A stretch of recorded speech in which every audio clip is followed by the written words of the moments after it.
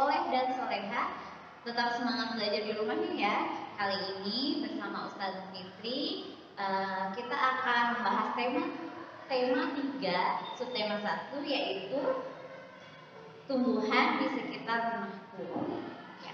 Pada tema ini Ustazah akan membahas mengenai KD 3.3, yaitu mengenai wawancara. Wawancara yaitu tanya jawab dengan seseorang mengenai suatu hal untuk dimintai pendapat atau keterangannya mengenai suatu hal. Wawancara memiliki 3 tahapan. Tahapan yang pertama yaitu tahapan sebelum wawancara. Yang pertama, kita harus mengetahui dulu tujuan dari wawancara itu, yaitu mendapatkan informasi dari narasumber. Yang kedua, jangan lupa kita harus menyusun daftar pertanyaan dan catatan buku catatan ataupun alat rekam. Yang ketiga yaitu jangan lupa kita harus membuat janji dengan narasumber terlebih dahulu. Tahapan yang kedua yaitu saat wawancara. Yang pertama, kalian jangan lupa harus memperkenalkan diri terlebih dahulu dan tujuan dari wawancara tersebut. Setelah itu, jangan lupa kalian hanya agar suasana menjadi lebih nyaman. Yang ketiga, saat melakukan tanya jawab harus mendengarkan jawaban narasumber dengan seksama dan tidak boleh memotong jawaban narasumber. Tahapan yang ketiga yaitu setelah wawancara. Setelah wawancara kita harus mengucapkan terima kasih dan memohon maaf apabila ada kata-kata atau sikap yang kurang berkenan. Setelah itu kita jangan lupa untuk berpamitan kepada narasumber. Semoga kalian dapat memahami materi kali ini dengan baik ya. Materi kali ini berkaitan dengan Quran surat Al-Anbiya ayat 7, yaitu kami tidak mengutus rasul-rasul sebelum engkau Muhammad, melainkan beberapa orang laki-laki yang kami beri wahyu kepada mereka. Maka tanyakan kepada orang yang berilmu jika kamu tidak mengetahui. Nah, anak-anak, bertanyalah kepada orang yang lebih tahu. Jangan malu untuk bertanya. Jangan lupa bertanya kepada narasumber ya. Selanjutnya akan ada materi yang disampaikan oleh Pak Ihsan. Sampai jumpa. Untuk materi selanjutnya, marilah kita buka halaman 8. Di situ ada teks hubungan sumber daya alam dengan kelestarian lingkungan. Allah Subhanahu wa Ta'ala telah mengaruniakan kita akal yang cerdas, di mana akal tersebut kita gunakan untuk melestarikan lingkungan. Lalu, apa itu sumber daya alam? Sumber daya alam terdiri dari 3, yaitu tumbuhan, hewan, dan juga alam itu sendiri. Lalu, bagaimana kalau misalnya tumbuhan itu rusak atau tidak ada? Maka yang akan terjadi adalah yang pertama, suhu udara akan panas, yang kedua oksigen akan menipis, dan yang ketiga terjadi bencana seperti banjir karena airnya tidak terserap, seperti tanah longsor karena tanah tidak dapat menahan air. Selanjutnya, apabila hewan terancam punah atau sudah punah, lalu bagaimana? Maka kita tidak bisa melihat hewan tersebut. Misalnya kita ingin ke kebun binatang, ternyata sudah tidak ada, akibat punah. Lalu alam itu sendiri, apabila kita merusak alam seperti membuang sampah sembarangan, menebang pohon sembarangan, maka yang terjadi akan datangnya bencana alam seperti banjir, tanah longsor, ya seperti itu. Lalu bagaimana Pak cara kita melestarikan lingkungan? Yang pertama bisa tebang pilih. Di situ bisa dilakukan tebang pilih, menebang pohon yang sudah tua. Jangan yang masih muda dipotong, karena pohon itu tumbuhnya berpuluh-puluh tahun. Lalu melakukan reboisasi. Jadi ketika sudah dipotong, maka harus ditanam yang baru.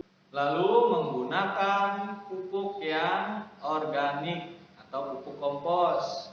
Jangan memakai pupuk kimia, dapat mencemari lingkungan.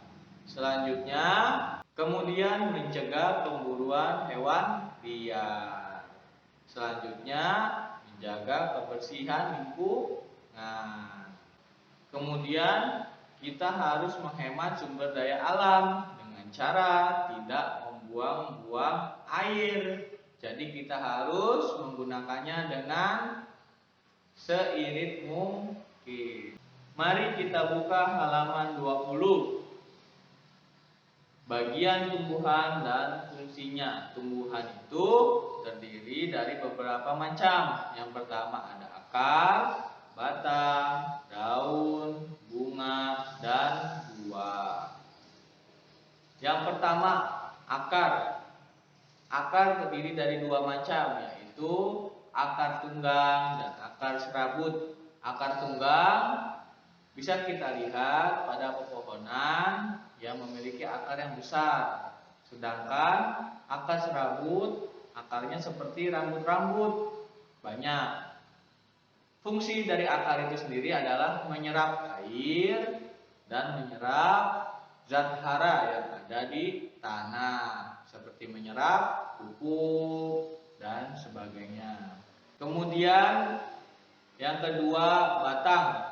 Batang itu berfungsi sebagai menyalurkan sari-sari atau zat-zat hara yang sudah diserap oleh akar dan juga sebagai fondasi berdirinya sebuah pohon. Kemudian yang ketiga adalah daun. Daun itu berfungsi untuk melakukan fotosintesis, yaitu perubahan energi yang diserap oleh daun. Energi apa itu? Energi panasnya matahari. Jadi tumbuhan akan tumbuh ketika terkena sinar matahari. Kemudian fungsinya daun adalah menyerap karbon monoksida atau polusi udara dan diubah menjadi oksigen atau udara yang bersih. Selanjutnya yang keempat adalah bunga. Bunga merupakan salah satu bagian dari tumbuhan yang bentuknya sangat menarik.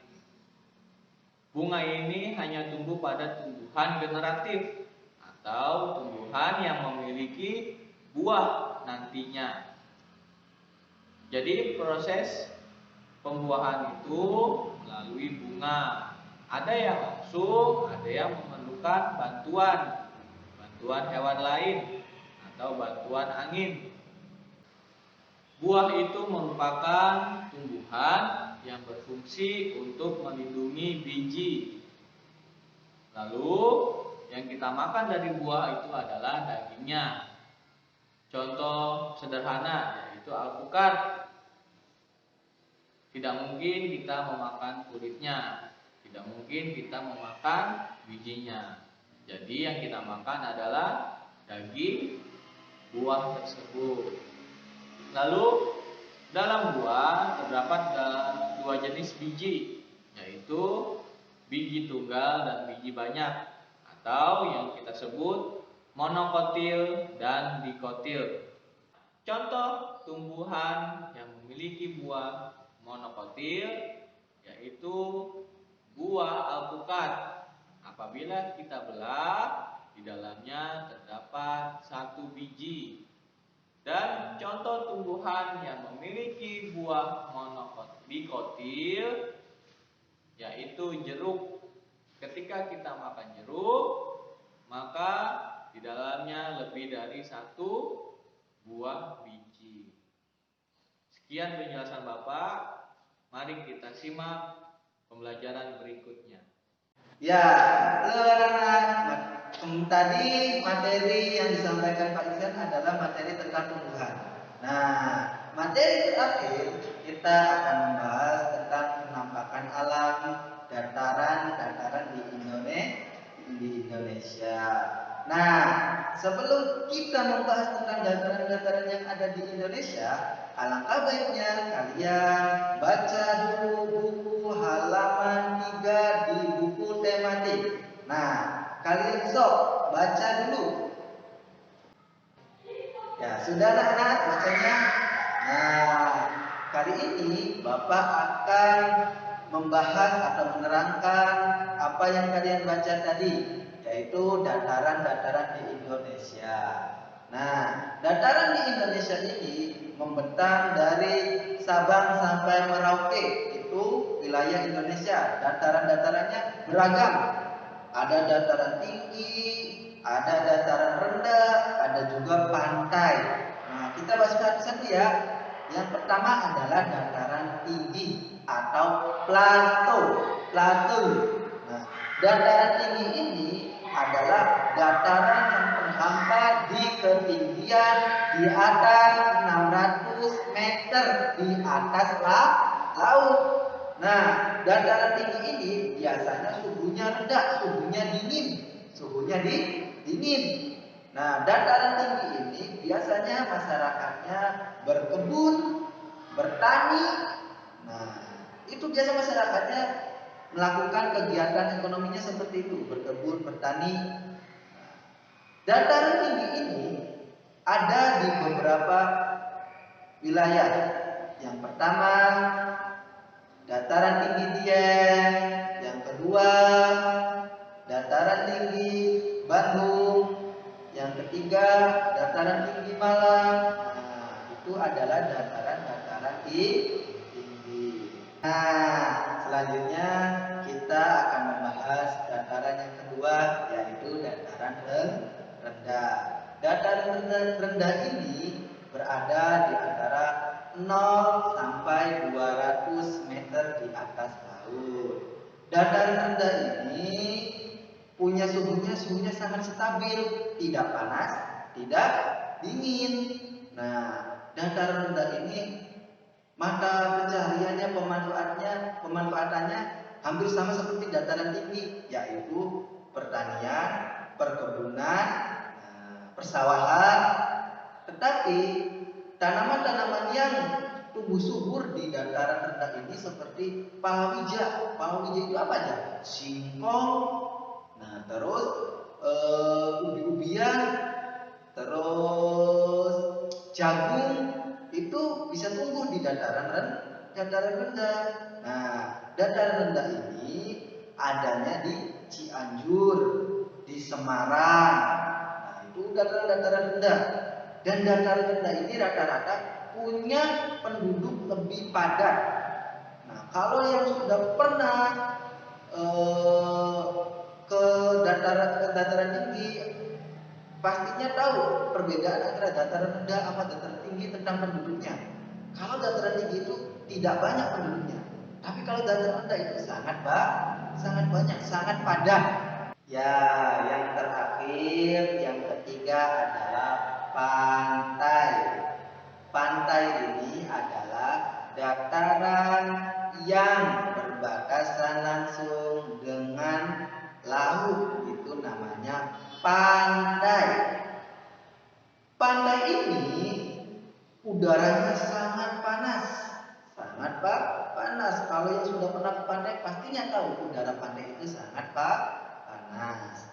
Nah, di pantai ini masyarakatnya hidupnya sebagai nelayan, mata pencahariannya sebagai nelayan, pekerja pelabuhan, petani tambak. Karena apa? Karena di pantai banyaknya itu adalah ikan. Nggak bisa bertani berkebun itu susah, bertani teh itu susah. Makanya banyaknya nelayan. Nah, terus masyarakat pantai ini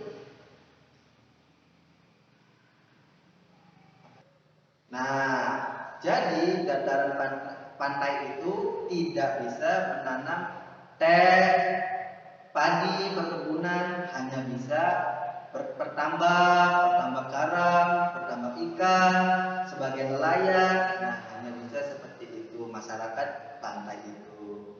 Nah, itu adalah 3 dataran yang Bapak jelaskan. Indonesia. Sekarang kalian coba kerjakan halaman 4. Karena ini materi terakhir, Bapak dan Ibu guru mohon pamit dulu. Kurang lebihnya Bapak minta maaf. Tetap di rumah, jaga kesehatan. Wassalamualaikum warahmatullahi wabarakatuh. Sampai jumpa lagi.